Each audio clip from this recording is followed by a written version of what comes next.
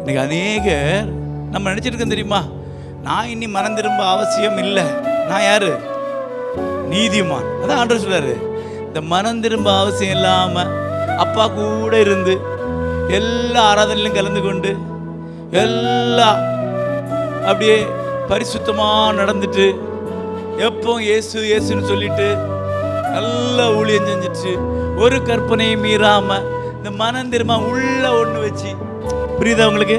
உள்ள ஒண்ணு இருக்கும், வெளியில காமிக்கிறது ஒண்ணு. அதுக்கு பேர் என்னது? ரெண்டகம். அல்லையா? இன்னைக்கு அநேகருடைய வாழ்க்கையில, கிறிஸ்துவுடைய வாழ்க்கையில காணப்படுறது தெரியுமா? உள்ள ஒண்ணு, வெளியில ஒண்ணு. தேவன் சொல்றார், அப்படிப்பட்டவங்க மனம் திரும்ப வேண்டும். அல்லையா? தைரியமாய் பொய் சொல்றாங்க தேவ பிள்ளைங்க. அல்லையா? துணிகரமாய் தேவ பிள்ளைங்க மாத்தி மாத்தி பேசுறாங்க. அல்லையா?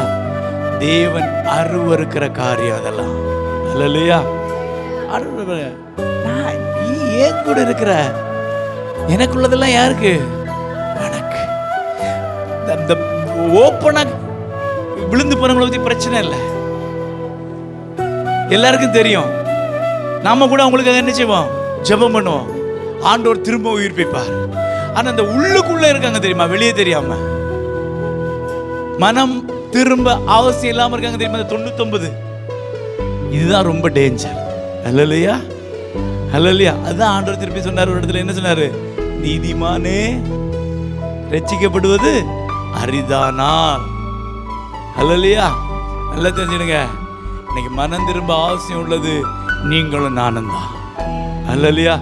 அப்பா கூட இருக்கிறோம், ஊழியம் செய்கிறோம், எப்பவும் ஜெபிக்கிறோம், எப்பொழுதும் ஆராதனை செய்கிறோம், ஒரு ஆராதனையை மிஸ் பண்ண கிடையாது, ஒரு ஊழியத்தை விட்டது கிடையாது, ஒரு நாள் கூட நான் சபைக்கு வராமல் இருந்தது கிடையாது. எல்லாத்துக்கும் வந்தேன்னு சொல்றோம் தெரியுமா? நீங்களும் நானும் தான் மனம் திரும்பணும். அல்லையா?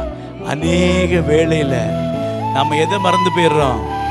அப்பா கூட இருந்ததை மறந்து. ஆண்டவர் மகனே, நீ எப்பொழுதும் என் கூட இருக்கிற, எனக்குள்ளதெல்லாம் யாருக்குள்ளதான்? உனக்குள்ளது. அப்போ இல்லாத ஒண்ணு மேல உங்க மனதை செலுத்தாதீங்க, இல்லாத ஒன்ன தேடி போகாதீங்க. இருக்கிறது எனக்குள்ளது, என் அப்பா தந்தது. அல்லையா?